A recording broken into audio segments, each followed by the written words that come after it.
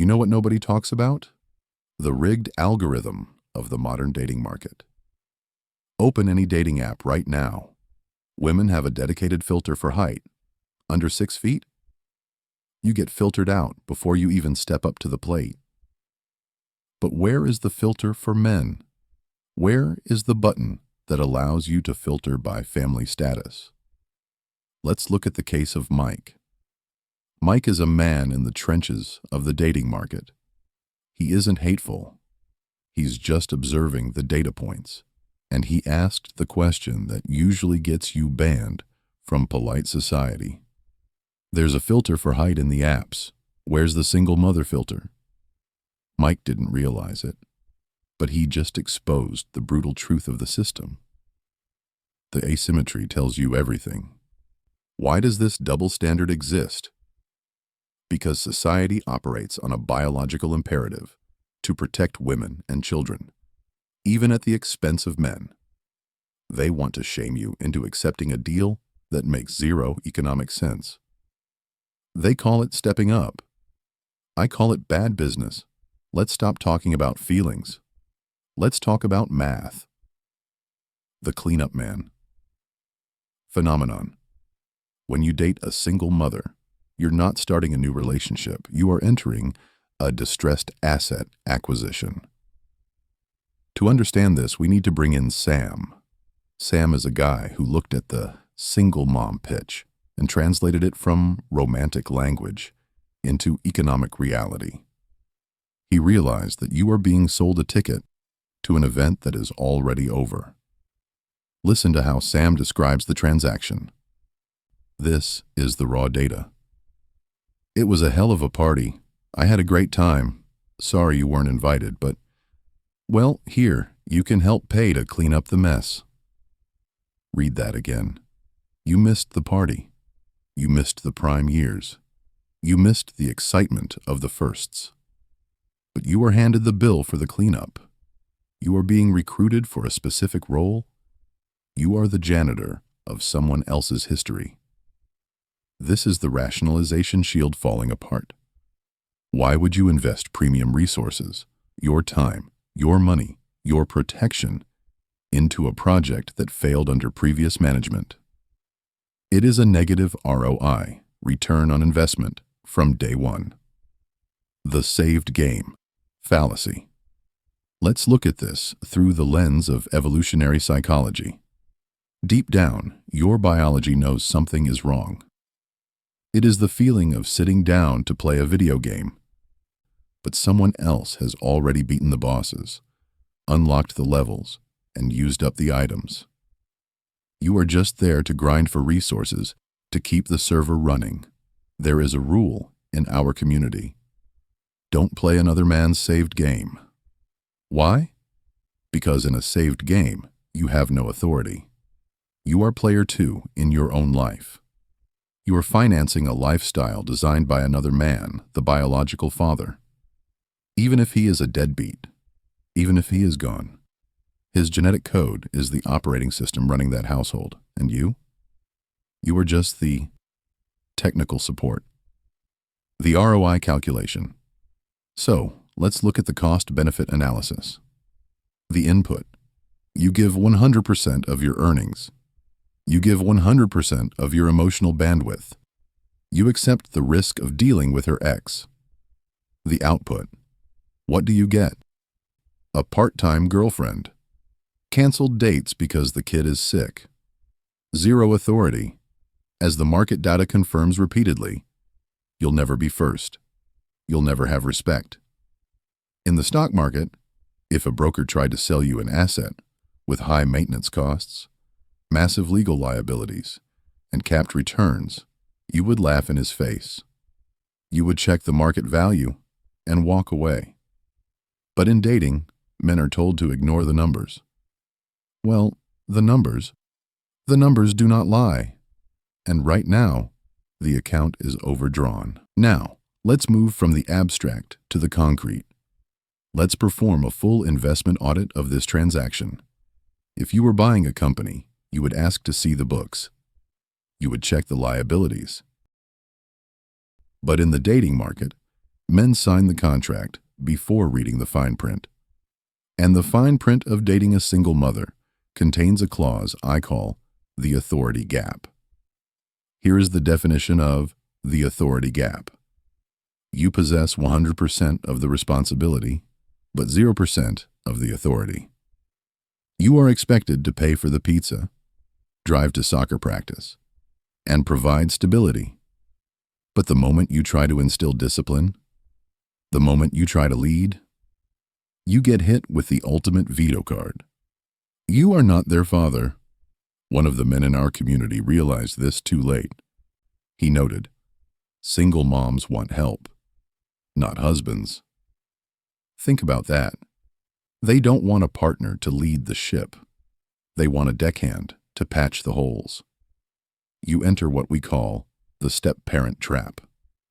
It is a position where you have all the burdens of parenthood with none of the respect. You are the waylet. You are the driver. You are the safety net. But you are not the captain. There is a brutally rational comment from a man who refused to sign this contract. He said simply, "I didn't play, so I don't pay. Not my kids, not my responsibility." Society calls this cold. I call it risk management, the legal liability. But it gets worse. Let's talk about the financial exposure.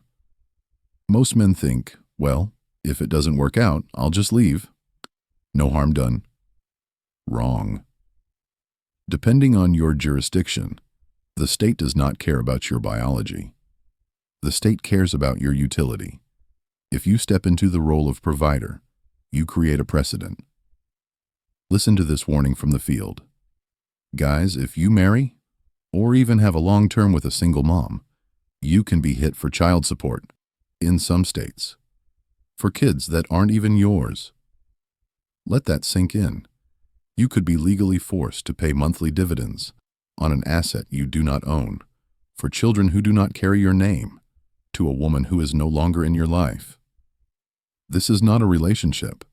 This is a financial hostage situation waiting to happen. The ROI, return on investment, here isn't just zero. It is potentially catastrophic. Biological conflict now. Let's strip away the social conditioning and look at the biology. Evolutionary Psychology 101.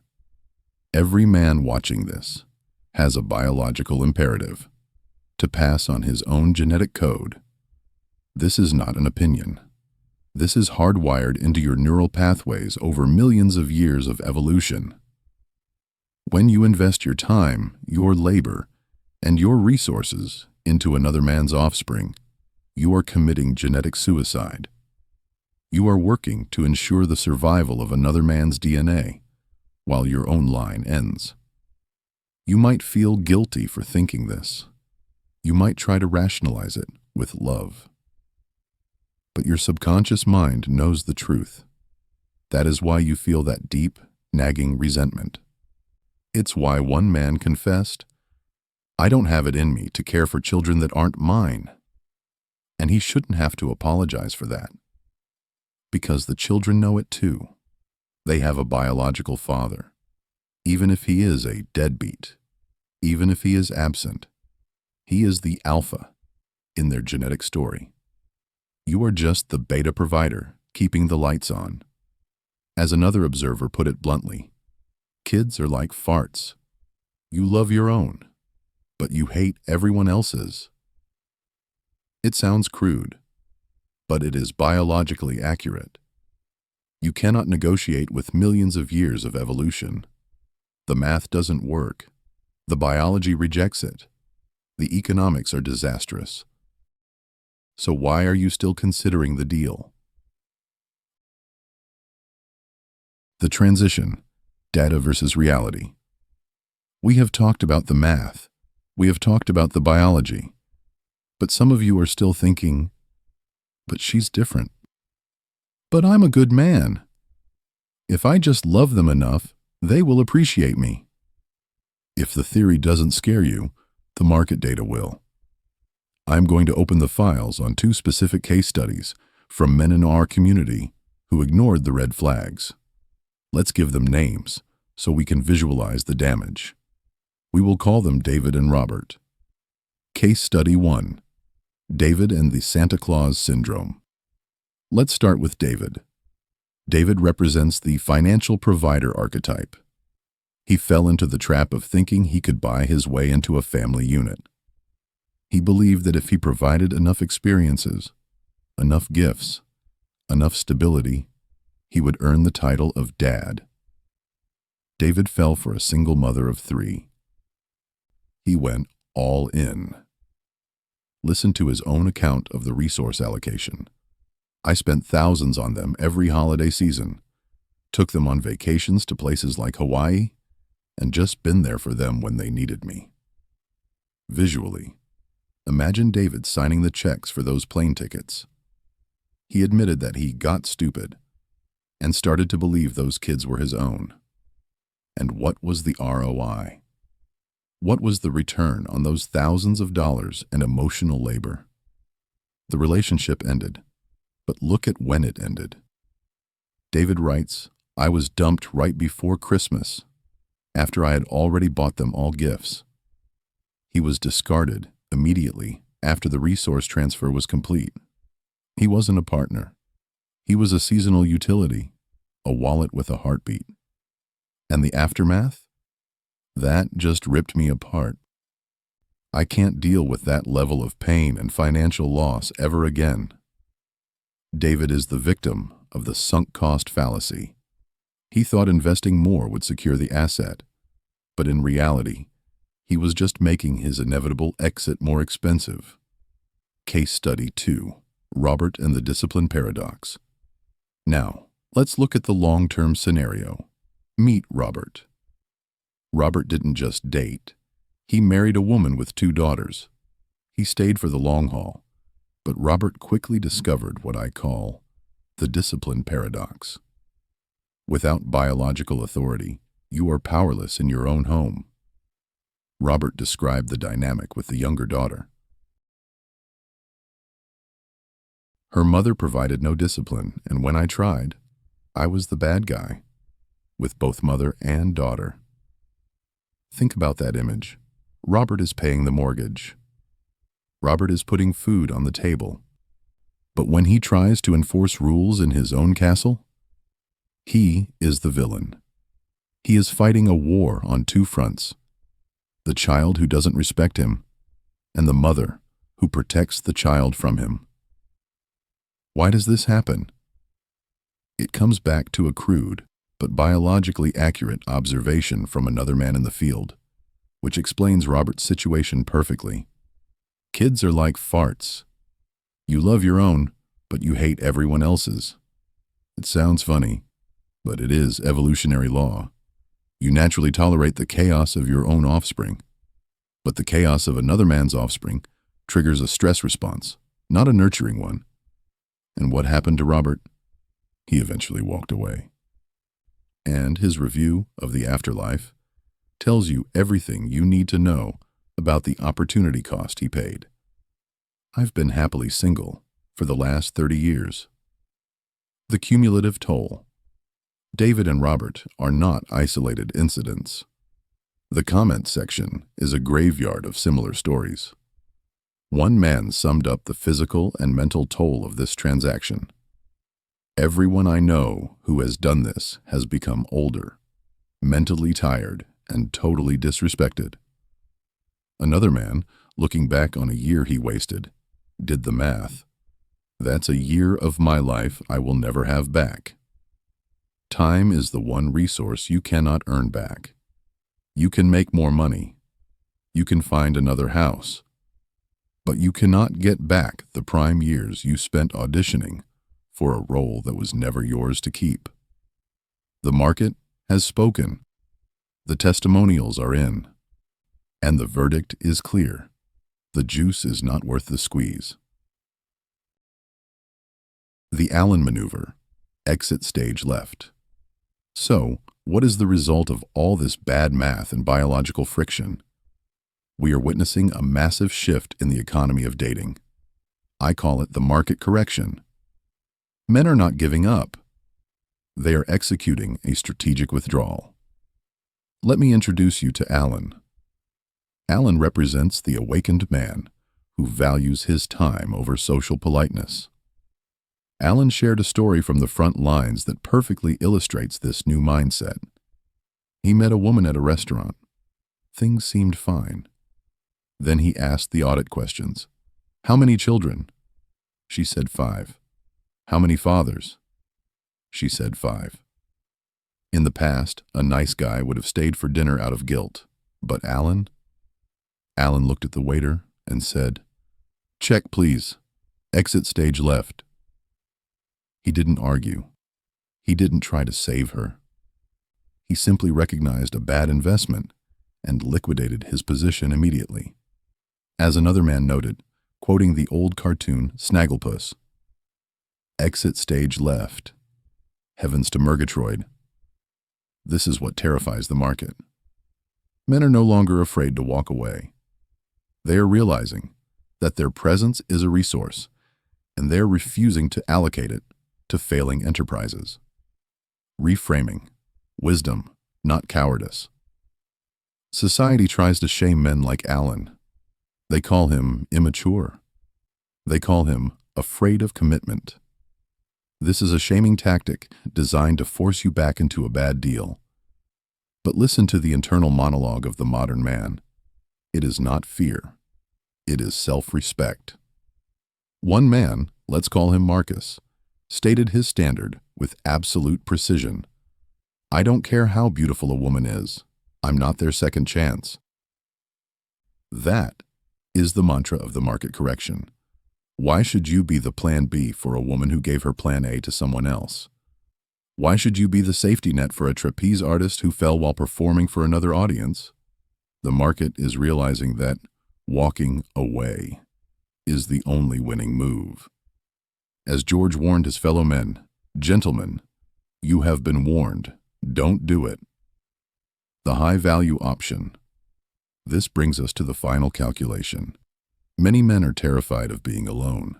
They think, well, at my age, it's either a single mom or nobody. One man expressed this exact fear.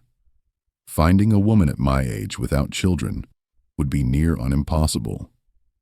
So my choices are to either date a single mother or date no one at all. But here is the pivot. The men who crunch the numbers have realized that alone is vastly superior to bad company. As another observer concluded, better to be single than to date a single mother. Why? Because when you are single, you retain your resources. You retain your peace. You retain your sanity. Your opportunity cost is low. But when you are entangled with a single mother, your resources are drained and your peace is destroyed. The market correction is simply men realizing that peace is the highest form of currency. And if the price of a relationship is your peace, then the price is too high. So, what is the solution? You do not beg for a better deal. You become the man who dictates the terms. You increase your sexual market value until you are the one doing the filtering. Part 5. Do not apologize for doing the math. The closing balance sheet. So, let's look at the final balance sheet. We have audited the financials. We have examined the biology. We have listened to the testimony of men like David, Robert, and Alan. The data is undeniable. When you date a single mother, you are accepting a contract with unlimited liability and capped returns. You are expected to be a father figure, but you are denied the authority of a father. You are expected to provide resources, but you are denied the priority of a partner. You are expected to be the man of the house, but you are living in the shadow of another man's legacy. As the market data showed us earlier, you'll never be first. You'll never have respect. If this were a business deal, you would fire your accountant for even suggesting it. So why would you accept it for your life? The vindication. I want you to hear this clearly. Do not apologize. Do not apologize for wanting a woman who puts you first. Do not apologize for wanting your own biological children. Do not apologize for refusing to be the plan B for someone else's plan A. Society will call you selfish. They will say you can't handle a real woman. That is not an argument. That is shaming language. It is a manipulation tactic used to get you to purchase a bad product. Remember the warning from the man who lost a year of his life. It's a sad choice, but single mothers come with extreme risk. Protecting yourself from extreme risk is not selfishness, it is wisdom. The market doesn't care about your feelings. The market doesn't care about what is fair. The market only cares about value. If you are a high-value man or you are building yourself into one, you have the power of choice. Use it. Do not let loneliness drive you into a bad investment. Do not let guilt force you to pick up the check for a party you were not invited to. The most powerful position in any negotiation is the ability to walk away. So, take the advice of the men who walked this path before you and learned the hard way. As George left us with this final chilling note in the archives, "Gentlemen, you have been warned. Don't do it. Because at the end of the day, the numbers do not lie, and the math just doesn't math." I'm the Rational Risk Analyst. Class dismissed.